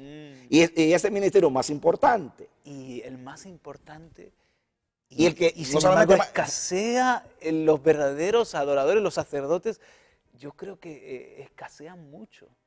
Pero fíjate, más todavía, fíjate. Es el primer ministerio, es el ministerio eterno. Los ángeles son adoradores desde siempre y Jesús también. Es el primero que se revela en la Biblia con Caín y Abel. Y todos los patriarcas eran adoradores, que hacían altares donde quiera, adoraban a Dios. Ahora, es también el sacerdocio eterno. Ajá. Pablo decía que un día las profecías se van a acabar. Claro. La ciencia también. Los dones van a ser innecesarios porque los dones para edificar a la iglesia ya no vamos a necesitar eso. Pero el sacerdocio será para siempre. En el cielo nadie va a tener, cuando lleguemos al cielo y estemos entrando por la puerta del cielo, no sé si Pedro nos va a recibir, pero cuando estemos entrando al cielo, el Señor le va a decir a los apóstoles, por favor, quítense el manto, tomen las perchas y llévenlo al armario. Wow. Esto nunca más lo van a usar. Pongámoslo el efod y le ponen el vestido blanco de los sacerdotes. Porque usted no entra al cielo como apóstol, usted entra al cielo como un sacerdote para servir y adorar a su rey para siempre, con la gratitud de la salvación. Y cuando entren los profetas, le quitan el manto, aquí usted jamás va a ser profeta. Y vamos a ser eunucos del reino de Dios. De allí. eunucos del reino, Wow. cuidando el hecho real. Y ahí están justamente el que tiene sabiduría y conoce lo espiritual, perdona que use esa palabra, va a codiciar lo que delante de los hombres no tiene brillo, no tiene esplendor, no tiene refulgencia. que es ser un eunuco, porque el eunuco no se ve. El eunuco está allá y cuando está vestido de siervo, sirviendo a Dios, que Dios esté contento, que Dios esté agradado, si le gusta a Dios así. Y son los que conocen la intimidad de Dios y conocen las preferencias de Dios y los gustos de Dios. Wow. Pero los cancilleres que llegan una vez al año con sus vestidos delicados a participar de los privilegios del rey. Oh, pues estoy con el rey acá en la fiesta bebiendo el vino real. ¿Qué prefiero, beber el vino real o complacer el corazón de mi rey? Que me dice, una toalla, se la traigo. Tráeme tal cosa, arréglame la cama como yo quiero. Y ya ni siquiera tenemos que consultar al rey que quiere, porque ya sabemos sus preferencias. Es como el servicio doméstico de una casa, que ya conoce qué es lo que le gusta al señor de la casa. Eso nadie lo apetece, porque no tiene apariencia. Sin embargo, para Dios tiene un peso. Volvamos a María y a Marta y a María. El ejemplo otra vez. María estaba interesada en atender al Señor, su persona. Marta en suplir una necesidad. Sí. Que ahí justamente, si tenemos el tiempo, te voy a contar la historia de lo que me pasó a mí. Ah, la historia de que antes no... Sí, y que justamente ahora dijo una palabra que me acordó, y es la diferencia entre Marta y María. Ajá. Vuelvo a la ofrenda. En el año 2005, por varios años, mi esposa y yo teníamos un solo auto. Antes teníamos dos. Entonces, por un tiempo teníamos uno. Yo vi que no había un propósito de Dios con tener uno. Así que teníamos uno. Pero mi esposa me decía a mí, me reclamaba, cuando tú te vas al ministerio, yo tengo que ir de compras, porque el ministerio de las mujeres es compras. Digo, uno de los ministerios. Es el ministerio de compras. Entonces, ella me decía, me reclamaba, ¿qué voy a hacer yo cuando tú te vas a ministrar y yo tengo que ir a comprar las cosas de la casa? Y entonces, me lo decía constantemente, me daba pena ya. Entonces, yo oré al Señor, porque yo vi que Dios me dio un solo auto por un tiempo, porque había un significado profético, espiritual. Entonces, cuando llegue el momento, Dios me dice, ahora vas a honrar a la esposa. ¿Qué sucede? En ese tiempo la economía de Estados Unidos subió mucho, las casas aumentaron su precio. Y yo fui y refinancié mi casa, saqué un dinero, hice reparaciones en la casa y decidí comprarle un auto a mi esposa. Ajá. Y entonces nuestro aniversario es el 18 de diciembre. Así que el 18 de diciembre del 2005, yo quiero dar una sorpresa a mi esposa. Voy a un concesionario, y entonces voy a un concesionario y entonces voy y compro un auto. Tú has visto la Odyssey que uso, que es la minivan de la Honda. Entonces, vengo y le traigo la sorpresa. En ese mismo día, vengo con mi auto como a las 5 de la tarde por ahí. Toco a la puerta de mi casa, viene mi esposa, y le digo, mi amor, aquí está el regalo. ¿El día de tu aniversario? El día del aniversario. Wow. Le digo, mi esposa, aquí está tu auto. Has esperado y Dios te honra. El auto me costó en efectivo, porque como saqué el dinero del banco de la casa, pagué en efectivo $38,000. Entonces, le digo a mi esposa, ven, este es tu auto. Y dice, eso es mío, sí, es tuyo. Ella entra y dice, ¿puedo manejarlo? Claro, es tu auto. Ella sale, da una vuelta y vuelve. Bueno, y me da un beso y yo esperaba 38,000 besos.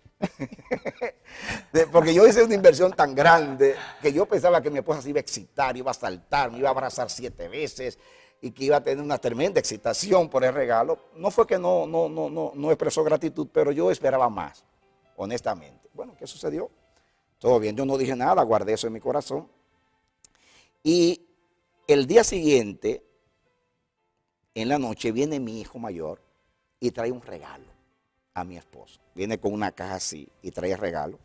Y le dice, mami, mira, vi en la tienda esto, sentí traértelo y te traje este regalo. Bueno, entonces ella abre el regalo y cuando abre el regalo, mi esposa salta, brinca, festeja, celebra, lo besa y le dice, no te lo reveló ni carne ni sangre. Porque yo vi era como un joyero, es un mueble donde las mujeres depositan sus aretes, sus joyas, sus alhajas. Sí. Exacto. Entonces, justamente era el mismo color de los muebles de nuestra habitación. Y entonces mi esposa lo besó, saludó, saltó, festejó, le dio gracias 1000 veces a mi hijo. Y yo miraba y decía, Dios mío, ¿Cómo puede ser esto? ¿cómo puede ser que yo traje un auto último modelo, 0 millas, como se dice, 0 kilómetros, $38,000, y este regalito produjo más gozo en ella? Fíjate, pastor, fue tan fuerte mi impresión, que te quiero confesar, que en un descuido de mi esposo, yo tomé a mi hijo mayor, le hice seña que entrara a mi habitación, y le digo, hijo, perdóname, esto no se debe preguntar, pero te lo voy a preguntar. ¿Cuánto te costó ese regalo? Mi hijo me dice, papi, ¿por qué me haces esa pregunta? No, no es una curiosidad nada más. Me dice, con los impuestos, unos $200. 38,000 versus 200. Cuando él salió, yo bajé mi cabeza y dije, Dios mío, ¿qué sucedió? ¿Cómo es posible que $200 producen más gozo que 38,000? Y me quedé ahí meditando en un tremendo conflicto, turbado. Me puse a meditar y Dios me habla. Ahí viene la enseñanza que ilustra bien lo que estamos diciendo. Y me dice Dios, ¿tú sabes por qué tu esposa festejó y celebró más un regalo de $200 que un auto de 38,000? Me dijo, porque tú supliste una necesidad. Él agradó. Eso lo dice todo. Y me dijo Dios, eso sucede con los adoradores. Algunos dan para suplir una necesidad en la iglesia, otros dan para agradar a Dios. Entonces yo me di cuenta que los verdaderos adoradores adoran para agradarlo, no para cumplir, no para obedecer, no para satisfacer una necesidad de un proyecto de la iglesia. Estoy hablando en cuanto al dinero, pero también se incluye, hay quienes adoran con respecto al cántico para sentirse bien, para expresarse, para gozarse en la presencia. Y hay quienes adoran para ver a Dios contento. Wow. Entonces yo me di cuenta. Y Dios continuó enseñándome. Un día fui a una nación y me dice el pastor que su hijo cumplía años. Y Dios me dijo, dale un regalo. Entonces le digo al pastor, óyeme, tú que conoces a tu hijo, ¿cuál sería la preferencia de tu hijo para un regalo en su cumpleaños? Y me dice, pastor, me está pidiendo una bicicleta y yo no se la puedo comprar. Yo dije, ya, vamos a la tienda. Y fuimos a la tienda y le compré una bicicleta a ese niño. Recuerdo que estábamos en la puerta de la iglesia, o sea, del edificio donde se adora. Y cuando él lo llamó y sacamos del auto esa bicicleta, ese niño parecía un corderito saltando en la manada. Él saltó, brincó, corrió para allá, corrió para acá. Dijo, papi, esto es mío, mío sí, para tu cumpleaños. Saltaba, brincaba, festejaba, llamó, entró a la iglesia, o sea, al edificio, llamó a los amigos, a los niños, vengan a ver mi regalo. Alzó la bicicleta, se montó en la bicicleta. Y yo dije entre mí, Dios mío. Y Dios me dijo, eso, hijo, te estoy enseñando. No supliste una necesidad, lo agradaste. Era un deseo que tenía ese niño, que quería algo y no lo tenía. Así sucede en nuestra adoración. Si tú le vas a regalar algo a una persona y tú descubres qué es lo que anhela su corazón y tú se lo das, tú le vas a producir más gozo, más alegría y satisfacción que si tú le haces un regalo costoso. Así pasa con el corazón. Dios mira al adorador. Y por eso no podemos ser adoradores sin conocer a Dios. Ahí está. Porque si yo conozco a Dios puedo descubrir cuáles son sus preferencias y sus gustos.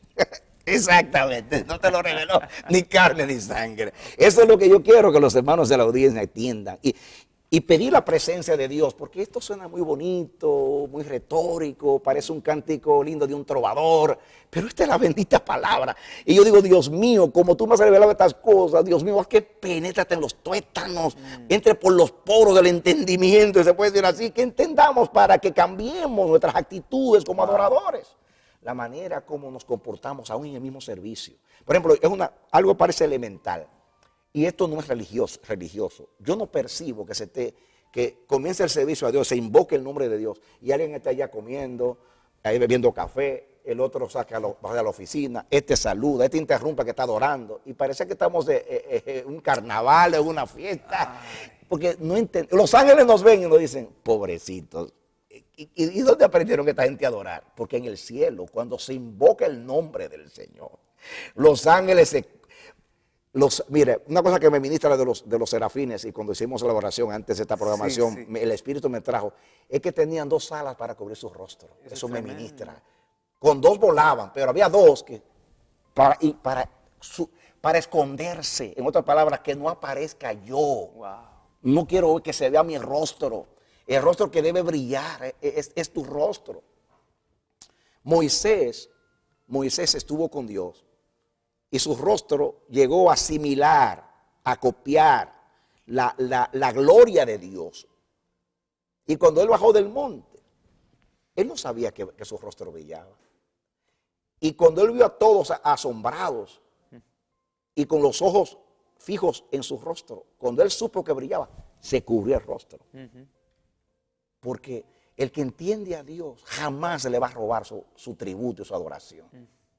Entonces, debiéramos de escondernos para que Él se vea. Wow. Porque eso es parte del reconocimiento de quién es Dios. Amén. Él es nuestro amigo, Él es nuestro Padre.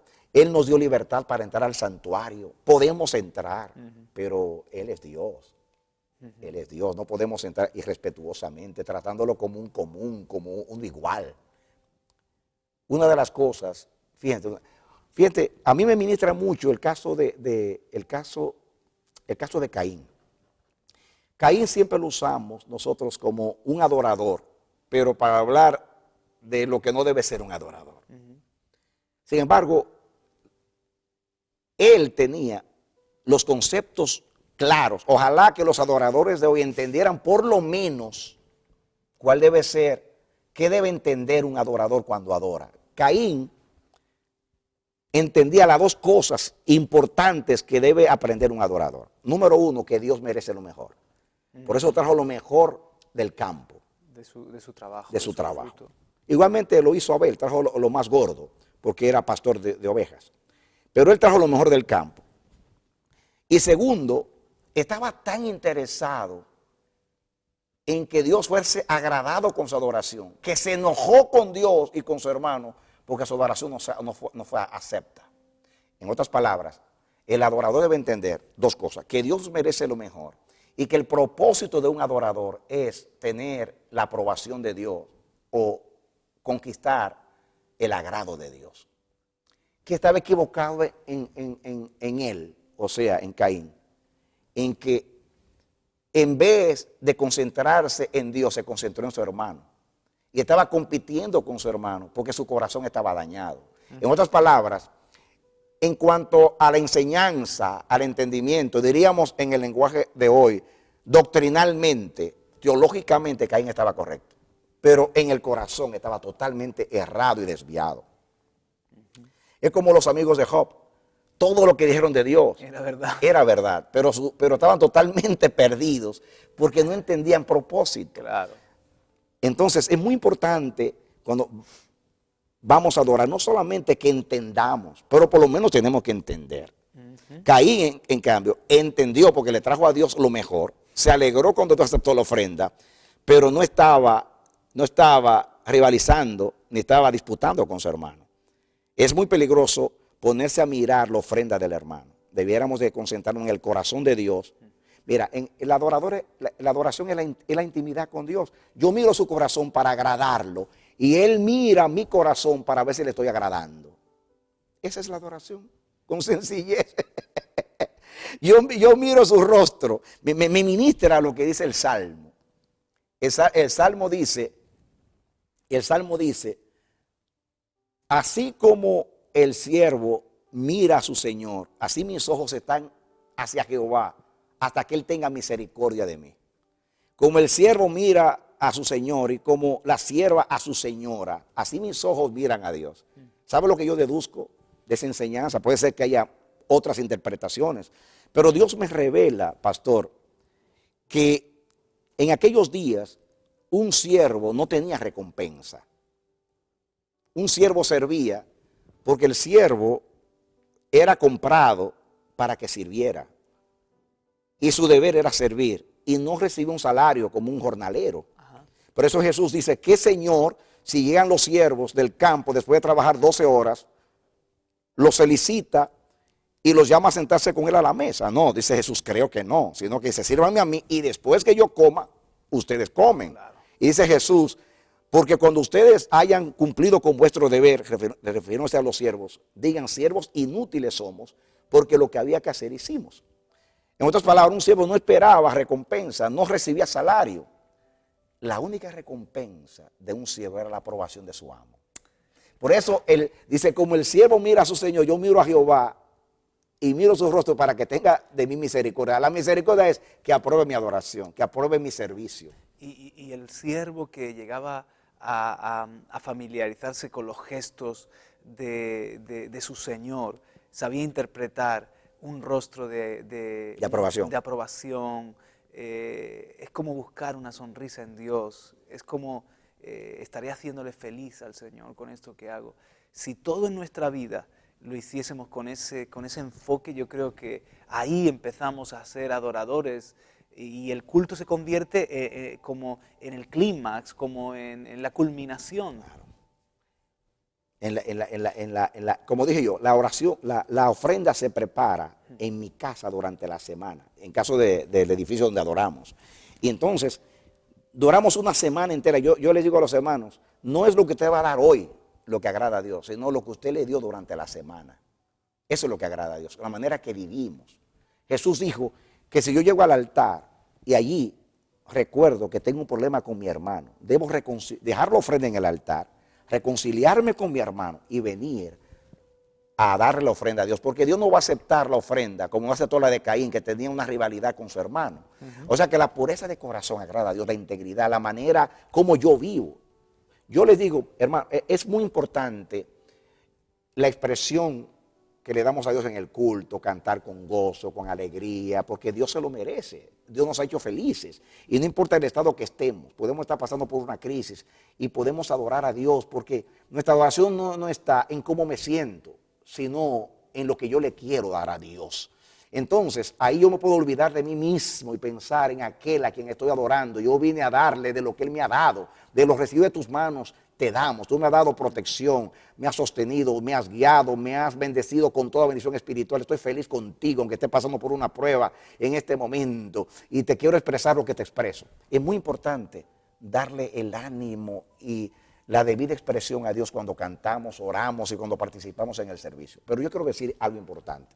Hay hermanos que se frustran porque no tienen el don de la adoración. No entonan cuando cantan, no fluyen en un salmeo y dicen, Dios mío, yo no tengo ese don. Y se frustran y se entristecen.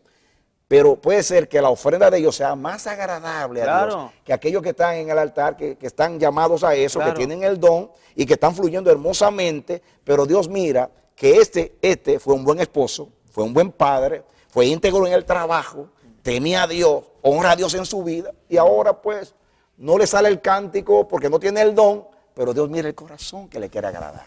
Lo que vale es el corazón. En esta semana estaba con el Señor y me habló el Señor, si tú quieres darme, me hablaba a mí y se lo transmitía a mi esposa y a los ministros también del altar, tú quieres darme una fiesta que me agrade, sí, Señor.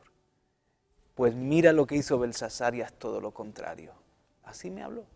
Daniel capítulo 5. Sí. Así que me fui para allá y empecé a ver cómo Belsasar estaban dando una fiesta para ellos mismos, cómo usaron las copas del Señor para emborracharse. También cuando aparece Daniel y dice Daniel, ¿no aprendiste de la lección de Nabucodonosor, tu padre? Debías de haberte humillado y lo que has hecho ha sido enaltecerte contra Dios. Y aparece esa mano en la pared, Mené, Mené, Tekel, Ufarsin. Así que me vino un temor de Dios, una conciencia de que de alguna manera Dios nos está pesando. Amén. Nos está pesando, pero no solo en el momento en el que le estamos dando la alabanza y estamos reunidos los hermanos, sino que Dios me está pesando hoy. Dios me está pesando dentro de un par de horas. Si queremos darle una fiesta a Él, yo ahí aprendí muchas cosas de que los vasos son para el Señor. Amén. de que el centro de la fiesta es Él, porque el centro de la fiesta era Él y sus convidados. Estaban emborrachándose, dice que alabando a los dioses, pero yo creo ni los dioses eran lo más importante, eran ellos mismos lo más importante. El centro es Dios. Y yo me di cuenta, ¿no?, de que si no tenemos esa conciencia y nos humillamos, me ministró mucho esa palabra de Daniel 5, de humillarnos, de que el centro sea Él, de que nos dediquemos como vasos para Él. Ese es el peso. Eso es lo que me vino, es que vamos a ser pesados. Y si queremos que de verdad Dios pueda extender sobre nosotros su misericordia y que se cumpla el propósito, esto que estamos hablando hoy de la adoración es mucho del peso que Dios espera en nosotros. Yo recibo en este momento en espíritu que Dios te dijo eso justamente para que en este preciso momento tú usaras esa ilustración, porque eso revela mucho la postura, la práctica moderna, cómo hoy se le hace el culto a los adoradores, no a Dios. Todo lo que en general estoy hablando, no en todos los lugares, pero generalmente el culto es se felicita al adorador, no a Dios. Por ejemplo, hay una expresión en los Salmos que dice Dios, voy a parafrasear porque no me acuerdo exactamente de las palabras. Dios le dice a Israel, yo no te estoy reprendiendo, exhortándote, o reprendiéndote por tus ofrendas. Porque si yo quisiera sacrificios, yo soy dueño de las bestias del campo, de los animales, si yo quisiera sangre, si quisiera grosura, soy dueño de los animales del bosque. Entonces la pregunta es, ¿por qué Dios lo está exhortando? ¿Sabe cuál es el contenido de ese pasaje? Le está diciendo, la enseñanza es esta: tú vienes a mí con tu ofrenda para que yo te felicite, yo te aplauda. Bravo, qué bien lo hiciste. Wow. Yo soy Dios. Tú traes la ofrenda de lo que yo te di para adorarme a mí. Entonces yo no tengo que felicitar a ti, tú me tienes que felicitar a mí. Viniste a eso. Hoy no. Como hoy hay avaricia, se esconde avaricia en la adoración. El culto es a la personalidad. Si tú comienzas a navegar por el internet, tú te ahogas, porque tú abres cualquier página, tú abres cualquier página de los ministerios, lo primero que aparece es el ministro, o mostrando su unción. Si ministra a muchas personas en un estadio, se ven las multitudes, se ve él como el centro de todo, se ve él poniendo las manos a la gente, cayéndose, midiendo el tamaño de su unción. Se ve los logros de él, estamos haciendo esto, estamos haciendo aquello. Es una publicidad total. Es el culto. En el único tiempo que los siervos se alaban a sí mismos, se sirven a sí mismos, es en este tiempo. Salomón decía, hay algo extraño que he visto en la tierra, que he visto reyes descalzos, que andan detrás, que los siervos son los que andan detrás descalzos, y veo que los siervos andan a caballos, y los príncipes andan a pies. Entonces, en otras palabras, o los siervos ahora ocupan el lugar del Señor. Wow. Entonces, el culto es a la personalidad, al don, a los logros. Y todo lo que se habla en el culto es exaltando al hombre, es humanismo, es nueva era, es una superfe, se le hace culto a la fe, se le hace culto a los dones, a los ministerios, a los logros, al siervo que lo logró, pero no el Dios que da los dones a quien servimos.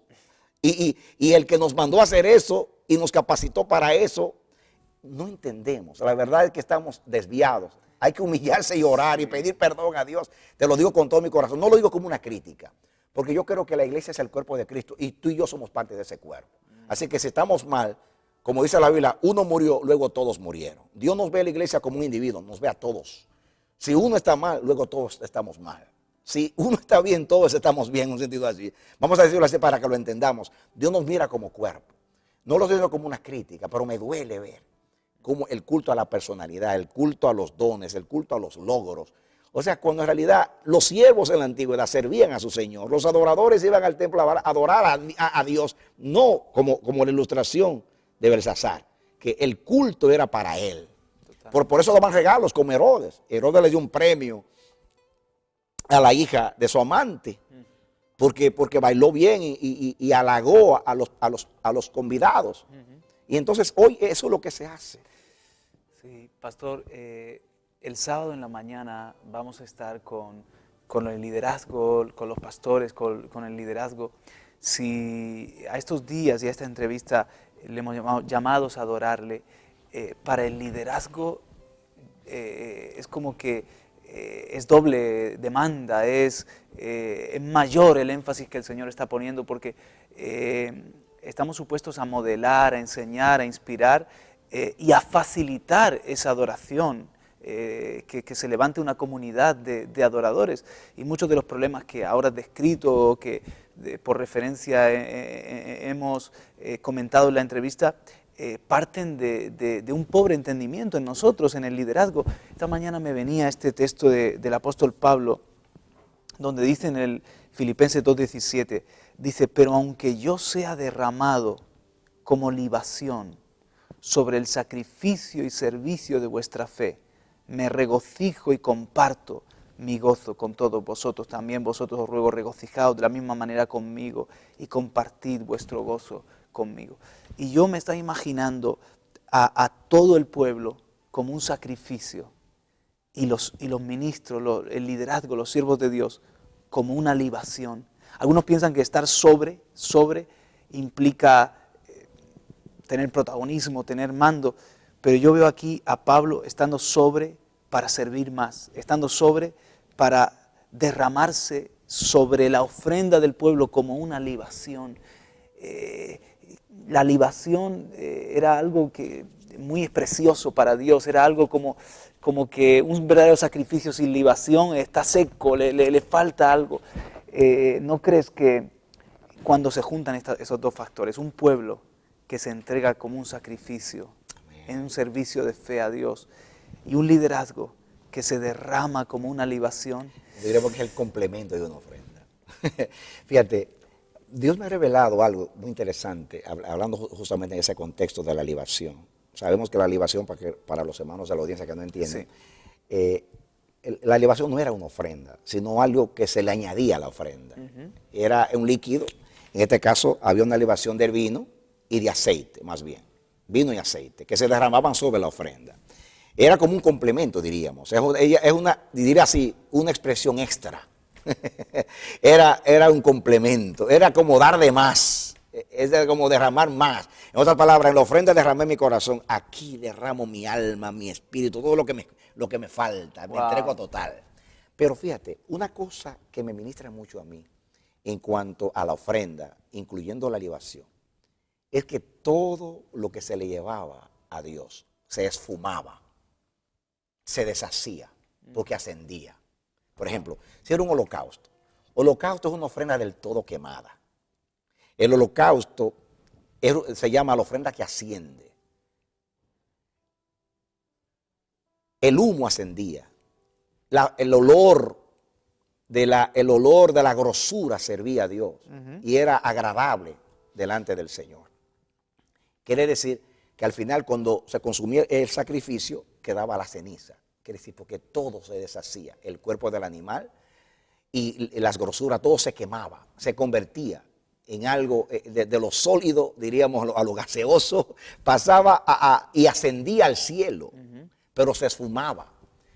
Si la libación es lo mismo, la sangre del animal se derramaba sobre el altar y bajaba por los cuernos del altar y caía al pie del altar.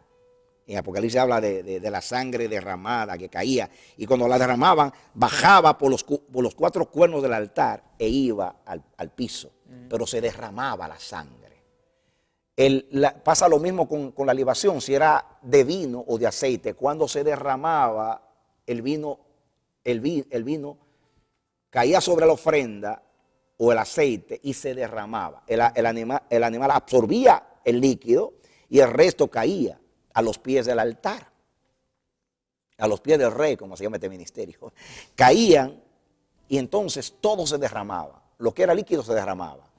Lo que era cuerpo, en caso de un animal, se quemaba, y naturalmente como el calor es una fórmula de energía que actúa sobre los cuerpos, transformándolos o dilatándolos. Entonces el fuego, eso es lo que hace, transforma. Entonces se transformaba en humo, en fragancia, ascendía a Dios en olor fragante. Pero no hay nada que se ofrezca a Dios en el altar que no se esfume, que no desaparezca.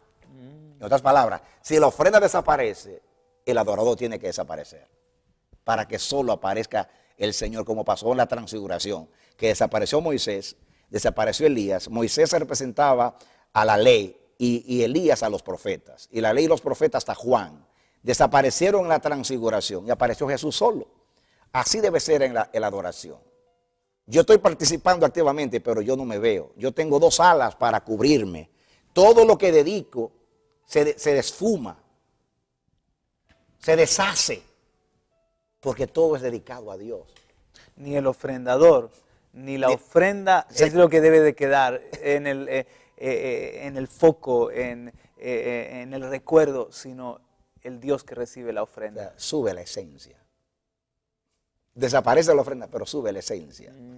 El perfume, el humo, la grosura, todo que se quema, que sube a Dios. Y lo más se derrama, es absorbido por la misma ofrenda. Cuando se quema, se desaparece todo, queda la ceniza, quedan los escombros ahí. Pero todo desaparece porque todo fue dedicado a Dios. Y eso es una tremenda ilustración, la libación, de algo que se derrama, algo extra que se da a Dios. En otras palabras, no estoy contento con lo que estoy dando, le doy más, le doy más. Fíjate, el ofrenda de aceite, ¿de qué habla el aceite? Habla de la unción. Claro. Entonces yo le estoy diciendo, la unción la recibí de Dios, se la dedico a Dios. El vino habla del pacto.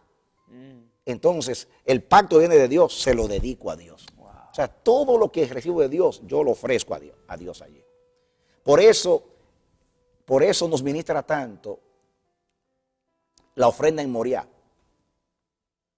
Porque cuando Dios le pide a Abraham que le dé a su hijo, Abraham fue a dar a su hijo. Cuando Abraham ya fue a sacrificarlo, con toda disposición, Dios lo detiene y le dice, no tienes que matar al muchacho, ya yo sé que tú me temes. Lo que viniste a hacer ya lo lograste. Yo sé que entregaste a tu hijo, que tú me amas más que a tu hijo. Y detrás de él había un carnero trabado. Dice, tómalo en el lugar de la ofrenda tuya. Esa es la ofrenda a Jehová Jireh. Dios se la provee. Que es Dios la que la provee. Cuando es Dios que provee la ofrenda, y de hecho toda ofrenda la provee Dios. Claro. Si tú traes dinero, el dinero no es tuyo. Isaac fue provisto por Dios. Claro. Tú traes dinero, no es tuyo. El cántico no es tuyo. Nada es tuyo. Claro. El servicio no es tuyo porque los dones te lo dio Dios, el llamado y la capacidad para servir. Nada que tú le das a Dios es tuyo. Claro. Todo viene de Él. De lo que recibe de tus manos, te damos. Hay una ilustración muy sencilla y hasta jocosa que yo uso en la iglesia. Yo ilustro la ofrenda de esta manera. Cuando yo tengo 2 hijos, ya son adultos, tengo 2 nietos a través de uno, y cuando eran pequeñitos, el Día de los Padres, mi esposa compraba un regalo para que ellos, cada uno me lo trajera a mí. Entonces mi esposa le decía, a ver, ¿qué quiere regalarle a su papá? Y ella decía, yo quiero regalarle esto, yo aquello. Iba a la tienda y compraba los regalos. Cuando llegaba el momento del Día de los Padres, venían los 2, papi, mira, yo te traje esto. Entonces yo me entusiasmaba y abría el regalo y celebraba y daba las gracias y los abrazaba. Y ellos me decían, fíjate la actitud de los niños, papi, ¿te agradó? Papi, ¿te gustó mi regalo? Claro. Porque me quieren halagar, me quieren agradar. Y yo decía, sí, claro, hijo, ¿cómo no? Mira qué hermoso, gracias, mi hijo. Cuando ellos salían corriendo a jugar, yo llamaba a mi esposa y decía, oye, mi amor, ¿cuánto sacaste del banco para comprar los regalos? ¿Cuánto nos costó eso? ¿Cuánto nos costó? Porque me regalan de mi mismo dinero. Wow. Así pasa con la ofrenda. A papá le damos del mismo dinero de él, de lo de él. Nuestra vida es de él, el aliento de nuestras narices es de él, el palpitar de corazón es de él. Las riquezas vienen de él, de Jehová es la tierra y su plenitud, el mundo y los que en él habitan. No hay nada que le podamos dar a Dios. Amén. Cuando le fluimos en el cántico es un don de Dios por el Espíritu. Entonces no hay por qué jactarse. No sé por qué puede haber orgullo y competencia en la adoración, porque si hay un servicio a Dios donde debe ser excluida toda jactancia y donde debemos estar muy lejos de la arrogancia y la petulancia y el orgullo, es en la adoración. Amén. Porque en la adoración los protagonistas no somos nosotros, sino a quién estamos adorando. Mira, al Señor tu Dios adorarás y solo a Él servirás y solo a Él temerás y solo Él será el objeto de tu adoración. Solo. Solo. A nosotros nos toca amarás al Señor Dios con todo tu corazón, toda tu mente, todas sus fuerzas y toda tu alma. El todo, a nosotros dar el todo y a Él el solo. Él solo. Esto hay que aplaudirlo. Aleluya. Amén. Y entendiendo que el todo que yo le doy me lo ha dado primero Dios. Es como la ofrenda de Abraham. Estaba ahí trabado el cordero, como Jesús. Jesús no es nuestro, Jesús es de Dios. Y Él lo entregó por nosotros. Así es toda ofrenda. Cristo representa lo que es toda ofrenda. Procede de Dios. Yo por eso me imagino a Pablo escribiendo o redactando Romanos cuando estaba en esos capítulos y que cuando termina está ahí inspirado y cuando termina dice, porque de Él y por Él y para Él Amén. son todas las cosas, a Él sea la gloria. Como que dijo, si es que todo está de Dios detrás de todo. Amén. Tremendo. Pastor, pues se nos ha ido el tiempo, 2 horas que estamos aquí Amén. conversando. Algo que quieras remarcar de esta entrevista, algunas palabras a la audiencia. ¿Esta cámara? Sí. Muy bien. Bueno, quiero decirte, y hablo de forma personal, que antes de llegar acá, oré al Señor con todo mi corazón. Cuando invocamos aquí, el pastor y yo, el nombre del Señor, o en un momento dado de la entrevista, llamé a mi Señor y pedí algo, y es mi oración. Que Dios te haga entender, no entender con el intelecto, sino con el corazón, para practicar estas cosas. Ojalá, y es mi oración, que el Espíritu de Dios que está en nosotros y que nos dio esta palabra, pueda llegar a ti como una luz y hacer resplandecer todo tu ser interno y motivarte al amor y a las buenas obras, que hoy nazca en ti una santa pasión. Sí. Y en la presencia de Dios en este momento, el Dios del cielo pueda darte una bendición permanente, no una impresión momentánea, temporal, sino una edificación que sea perenne, que permanezca, que tú seas transformado en un verdadero adorador. Aleluya. Pídele a Dios que Él sea el todo en tu vida. Amén. Y que Él sea el solo en tu vida y el todo en tu vida. Y que en todo lo que tú hagas, en tu servicio a Dios, Él sea el todo y el solo. El solo y el todo. Y que Él sea el objeto de tu adoración, que Él sea tu motivación. El piadoso adorador siempre está orando a Dios como David. Escudriñame, ensáyame, pesa mi corazón. Mira a ver si en mí hay camino de perversidad y guíame por el camino eterno. ¿Por qué? Porque nuestra mente es de continuo al mal. No podemos dar nada bueno si el Espíritu de Dios en Cristo Jesús no nos da eso para ofrecérselo a Dios. Pidámosle a Dios que nos dé una ofrenda. Yo como adorador tengo una petición delante de Dios. La Biblia dice que hay ofrendas que agradaron tanto a Dios que Dios las grabó en su memoria para siempre. La ofrenda de Abel todavía habla. La ofrenda de Noé hizo que Dios cambiara su actitud hacia los pecadores. Hizo un pacto y dijo Dios con pesar en su corazón, nunca más voy a tratar a la humanidad como en esta ocasión. Y las 4 estaciones del año es un regalo de Dios como respuesta a la ofrenda de Noé, porque aprobó la ofrenda de Noé. La ofrenda de Abraham fue acepta delante de Dios. Jesús dijo, Abraham vio mis días y se gozó. Y Abraham vio a Jesús cuando ofreció a su hijo. Así que hay ofrendas como las ofrendas de David que agradaron a Dios para siempre. Y yo digo al Señor, yo tengo 44 años sirviendo al Señor. Yo le digo a Dios, Señor, por lo menos que tú recuerdes una de esas ofrendas. Hazme feliz. Y en la eternidad dime, Radamés, en tal ocasión, esta ofrenda tuya me agradó y la tengo en mi memoria, la tengo en mi libro para recordarla para siempre. Ojalá, porque que Dios oiga mi oración y la tuya. Porque para un piadoso en la antigüedad, la bendición más grande después de la bendición arónica, Jehová te bendiga y te guarde, Jehová haga resplandecer su rostro sobre ti y tenga de ti misericordia. Esa es la primera bendición, la absoluta, la suprema. La otra más importante es que Jehová escuche tu oración y tus holocaustos sean aceptos delante de Él. Deséame a mí que mis ofrendas sean aceptas delante de Dios, porque esa es mi oración y mi buena voluntad y mi deseo para contigo. Que tus cánticos, tus oraciones, tu servicio y todo lo que tú hagas para Dios, Amén. en el cumplimiento del propósito, en Cristo Jesús, en la fe en Él, en su sangre, sea agradable y acepto delante de Dios. Y que Dios te pueda dar los parabienes. Bien, buen siervo fiel. En lo poco has sido fiel, en lo mucho te pondré. O bien, adorador, diste tu ofrenda, me agradaste. Ahora ven, como real sacerdocio, para adorar con los ángeles, querubines y serafines.